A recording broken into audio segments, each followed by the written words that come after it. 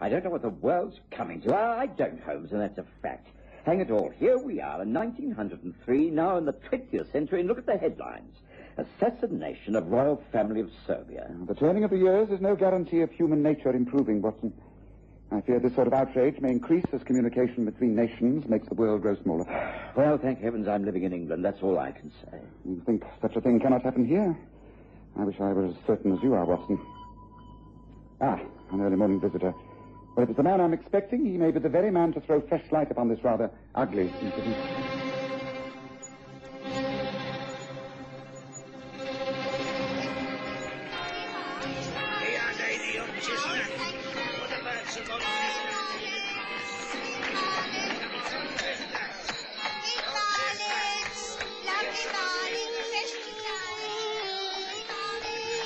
We present the stories of Sherlock Holmes.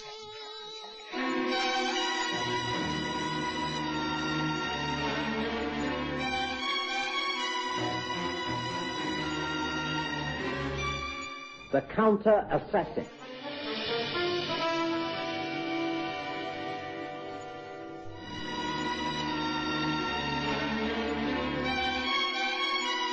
In the middle of July, 1903, my wife's brother, the Reverend Percy Phelps of Great Paddock Parish, Nettlebed, was taken ill.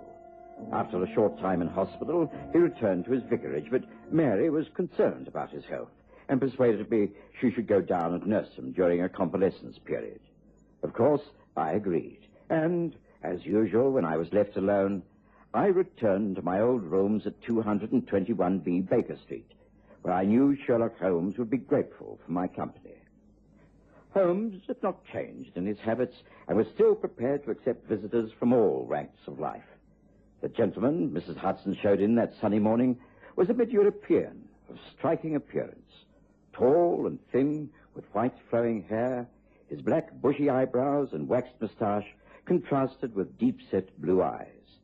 He was as near Mephistopheles as I've ever seen off stage. Holmes appeared unimpressed, but then he knew the gentleman and greeted him most cordially. You are most welcome, Monsieur Krodowski. Meet my friend and colleague, Dr. John Watson. Watson, Jules Krodowski. I am most pleased to make your acquaintance, Doctor. How do you do, monsieur? Watson is a very old friend and confidant, Krodowski. Please feel free to talk quite openly in front of him. We share no professional secrets, but please, do be seated.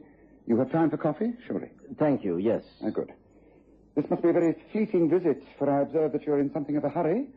And I've already been working hard since you woke this morning. Did you leave the remainder of your luggage at the railway station? Perhaps you plan to catch the northbound express to Liverpool. What is it this time, Krodowski? America? Oh, I see you have lost none of your powers, Holmes. Or are you now a mind reader? Not at all. You've been here but a few minutes, and you have already looked at the mantelpiece clock several times. Your fingers have an ink stain upon them which indicates you have been writing at some length. You carry an attaché case and a raincoat. Yet it is a fine, warm day, so you are traveling. The Northern Line's timetable shows from the right-hand coat pocket. Now, why should a man like yourself travel north unless to board a ship heading west? It's really quite elementary. Now that you have explained your reasoning, I do understand. I do not think it is as easy as that to other people, but, of course, you are quite correct. I have been working.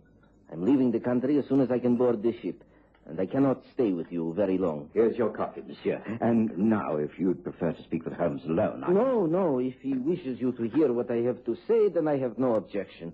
But you must be prepared to believe every word I shall tell you. It will sound unbelievable, but I assure you it is all true, and of very great importance. Then, as swiftly as you can, tell us what it is. There is a plot afoot to assassinate your monarch. What? You can't mean this. This is impossible. It is true. I beg you, Mr. Holmes, to take this seriously. Unlike Watson, I do. I know your background, Krodowski. I know how your loyalties in Serbia will have placed you in very great peril with the revolutionary units in that part of Europe. You have always been a brave man. If you chose to leave and seek comfort in America, then it must be because you have reached a point of desperation. But tell me more. What do you know of this plan? Alas, very little. There is an organization known as La Pochetta. It has sent a man to this country to recruit insurgents for the purpose of assassinating royalty and all those who actively protect them. I cannot tell you more than the name of the man in charge. He is known as Lapert, but he has several aliases. I am told his English name at the moment is Ronald Morgenster, and that he has acquired the most advanced weapon for killing, a unique rifle with special sighting equipment that can assure an accurate shot from twice the distance previously achieved. And the assassination will be by shooting? So I believe. I wish I had more information to pass on to you, Holmes, but alas, I had to leave all my files and correspondence behind. The little I can recall I have put to paper. Here, I have the envelope in my briefcase. I have none of the technical expertise to pass on, but in layman's language and in the crude fashion, I have put down on paper all that I can recall. Here, take it. Do as you think fit with it. Thank you, Kudowski. You are a brave man. I realize you're taking an extreme risk in passing all this on to me. I can hardly be in greater danger than I am at the moment, Holmes. And now, if you will excuse me, I have to leave. There is just time to reach the station and catch my train. Thank you for the coffee. Goodbye, monsieur. May I wish you Godspeed. Thank you, Dr. Watson. Goodbye. Goodbye, Holmes. I think it very unlikely that we shall ever meet again. Goodbye.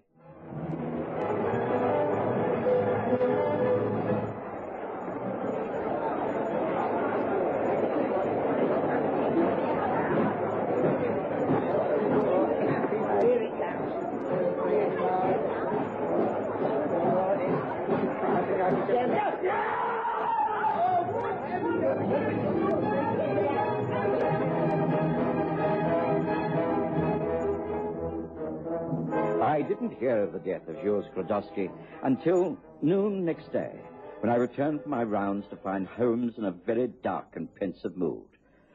On the table lay the papers. One glance was enough. Yes, Watson. As I've always said, Kudowski was a brave man. It's a sobering thought to realize that had he not taken the trouble to call here with that envelope yesterday, he might have given his pursuers the slip and got away. As it was, they got rid of him by neatly pushing him under a train. Holmes, this is dreadful. Could it not have been an accident? Extremely unlikely, Watson. No, the La Pochetta got him. When they seek publicity, then they openly assassinate. When it's a private matter, they simply stage an accident. Oh, you are both in. Good. This parcel arrived for you, Mr. Holmes. I've signed for it. Oh, put it down, will you, Mrs. Hudson? Thank you. Oh, righto.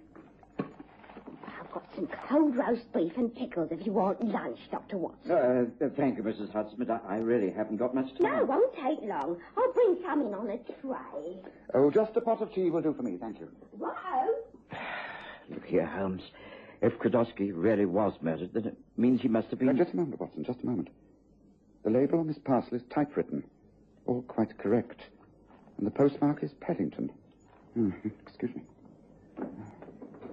Don't worry about the tea and luncheon, Mrs. Hudson. Just bring me a very large bowl of cold water immediately, will you? No. Oh, very well, sir. This really is only to be expected, isn't it? Well, is it? To what are you referring? To the parcel, Watson, the parcel. I'm always suspicious of parcels through the post, particularly of that handy square size. Yes, of course, it looks harmless enough. Holmes, what are you implying?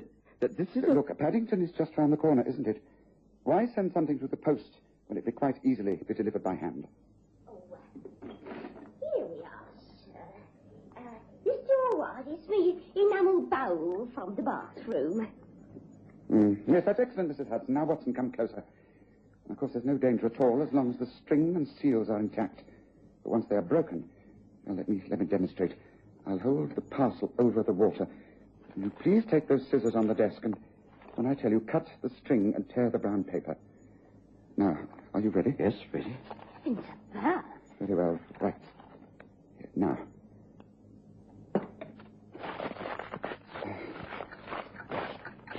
Good.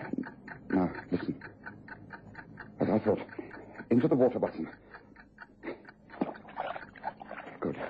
I shall undo the parcel under the water, and you will see that there is a clock-like mechanism attached to the spring fuse.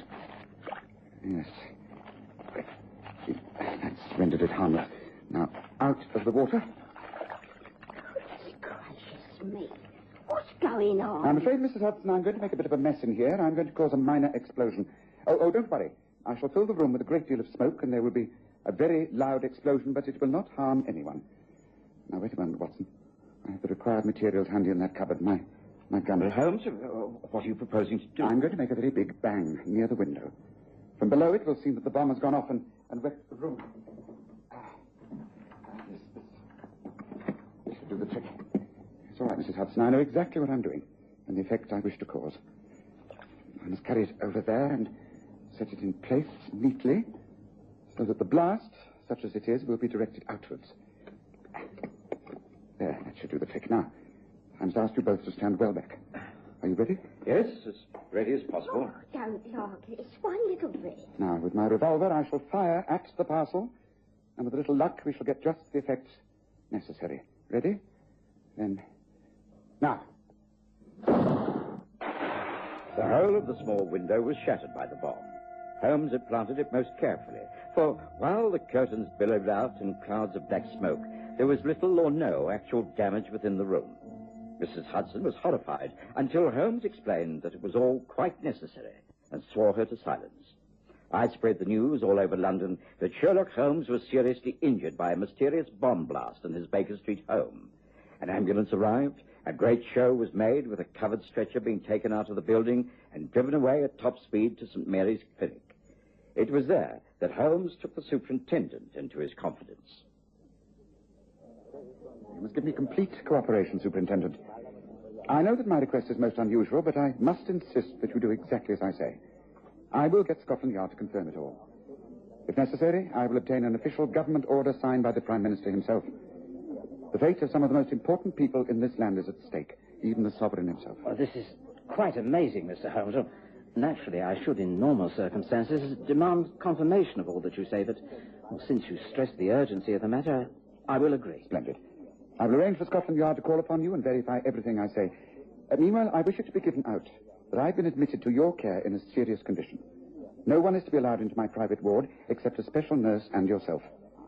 You will have to take one of the matrons into your confidence, but she must be completely trustworthy and prepared to take the risks for her king and country. I know just the person. Have no fear. You can rely on Moss. Good.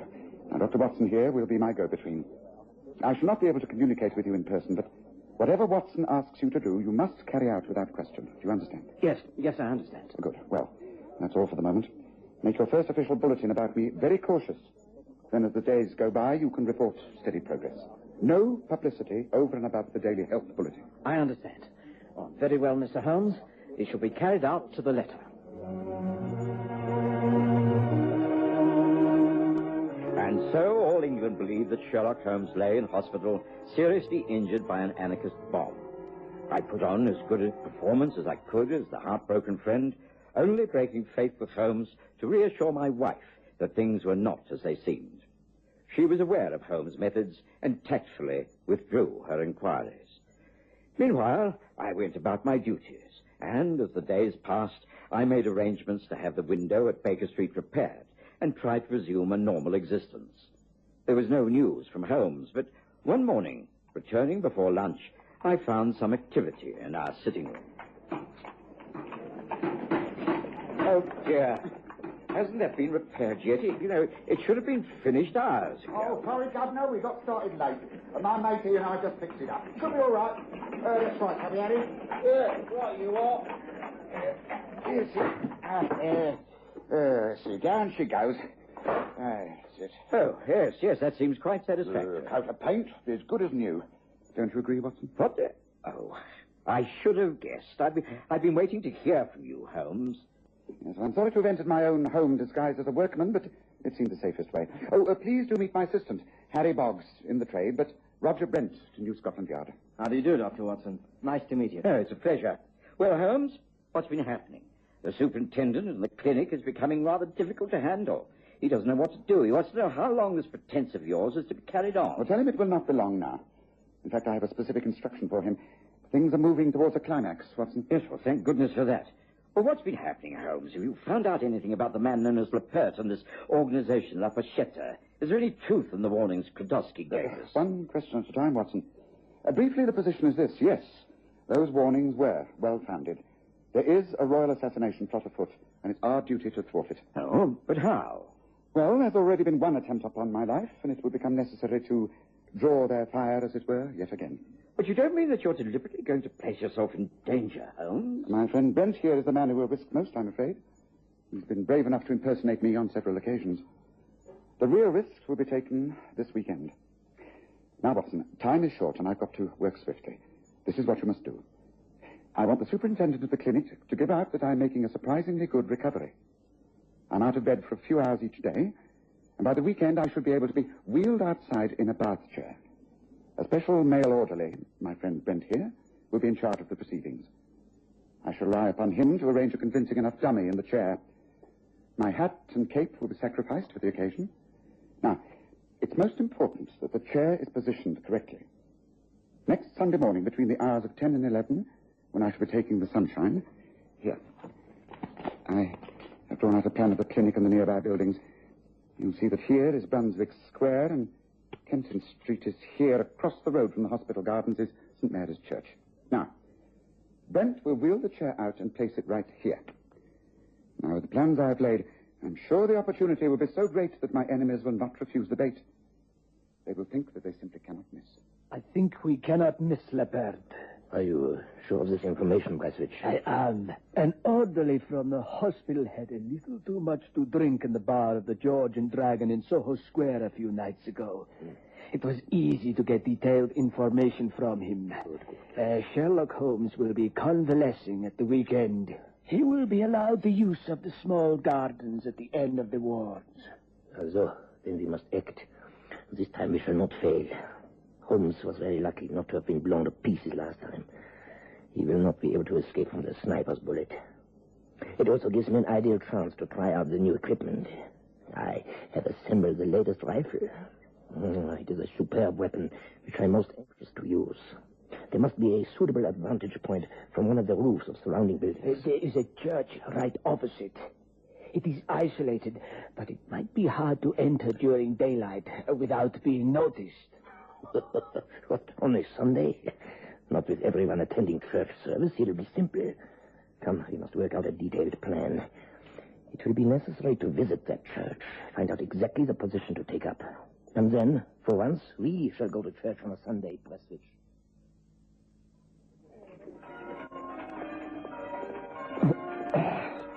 Oh, this is the longest Sunday morning I can ever remember, Holmes. I warned you that it would be extremely tiresome, Watson. That's why I seem to have been crouched in the corner of this parapet for days. Mere 2.5 hours.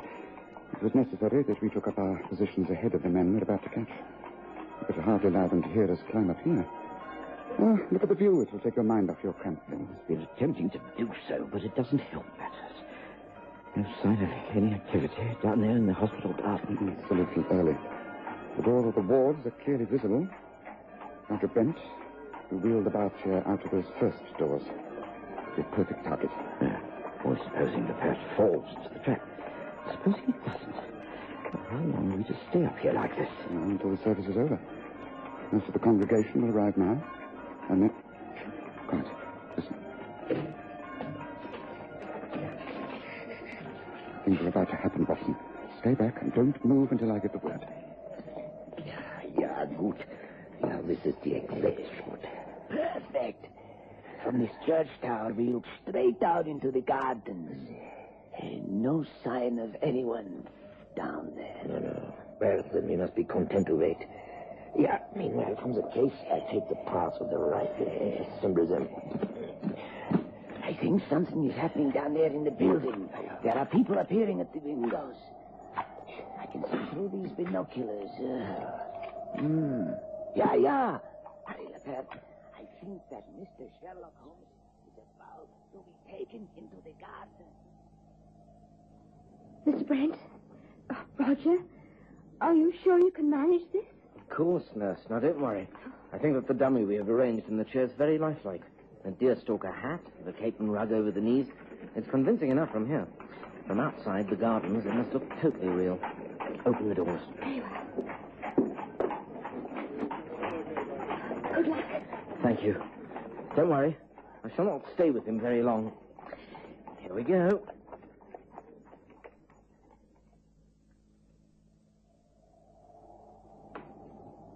There, you see. It is just as we were told.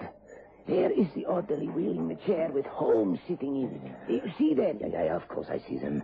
I can see them most clearly. The orderly is standing in the way. I have the tray in the sights of the rifle. The orderly moves back. It is clear. Yes, and now to make quite sure. I've got him. He's fallen from the chair. Stay where you are. Now, what? Don't move, either of you. Take your hands from the parapet and drop that rifle. I'll shoot you on the spot unless you obey now. Holmes, and How was you are told, Lepert? You also dropped that rifle. Yeah. Sorry to disappoint you, Lepert, but I'm very much alive. Hands above your heads and move away from the parapet. Slowly now, and no tricks. So, Sherlock Holmes, you have tricked us. Laid the trap. You surely do not think you will take us alive, you? Watson is a good shot. He can just cripple you. No. I would prefer death.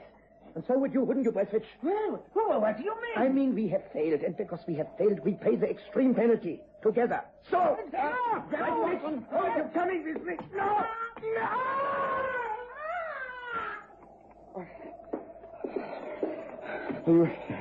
You all right, Watson? Yes. I'm sorry, Holmes. I just couldn't hold them. The shot was impossible. Well, perhaps it's just as well. Oh, we'll pick up that rifle, Watson. That's the most important piece of evidence that's come our way in many a long day. Of course, as always, Sherlock Holmes took no credit at all for uncovering the assassination group and thwarting their plans, which, had they been successful, would have caused total chaos throughout the British Empire. Of course, there was discreet recognition from the correct authorities, Scotland Yard, and an audience at Buckingham Palace was commanded. Holmes made light of all this. He'd had important assignments before and treated it as all in the day's work. The person who did come out of it rather well was Roger Brent. I must thank you so much, Mr. Holmes. I owe my promotion entirely to you. Not at all. You deserved it. And didn't I hear something about more congratulations being in order? You are to be married. Yes, that's right. Susan Bennett, the nurse who was supposed to look after you at the clinic, the one who helped me with the wheelchair. Will you come to our wedding? And will you, Dr. Watson? Oh, but of course. And, of course, congratulations. There, Holmes, you see. Good can come out of all of this, after all.